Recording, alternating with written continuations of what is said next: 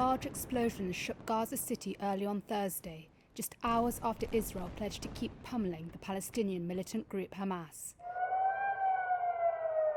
Earlier, Hamas fired a barrage of rockets into Israel, targeting Jerusalem and Tel Aviv. One rocket hit an apartment building in the city of Petah Tikva. There were no immediate reports of casualties. Israel on Thursday began preparing ground troops along the Gaza border.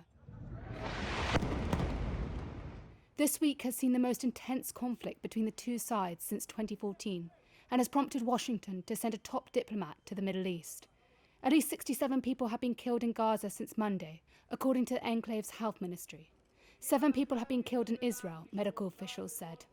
In a phone call with US President Joe Biden, Prime Minister Benjamin Netanyahu said Israel would continue to target the military capabilities of Hamas. Still, Biden said he was confident the conflict would end soon. My expectation and hope is that this will be closing down sooner than later. But Israel has a right to defend itself. But like Netanyahu, Palestinian President Mahmoud Abbas remains defiant. I direct my speech specifically to America and Israel. We are fed up. Go away from us. Leave us. We will stay like a thorn in your eyes. We will never leave our country. End your occupation today before tomorrow. There have been clashes between Palestinians and Israeli forces in the West Bank. Violence also flared in mixed Jewish-Arab towns in Israel, like Lod. Explosions could be heard and police vehicles were set on fire, despite the police imposing a rare nighttime curfew.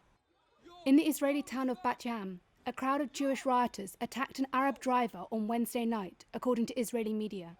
Video showed the driver being dragged out of his car by men who attacked him until he was left bleeding on the ground. Israel's president has warned of a civil war between the country's Arabs and Jews.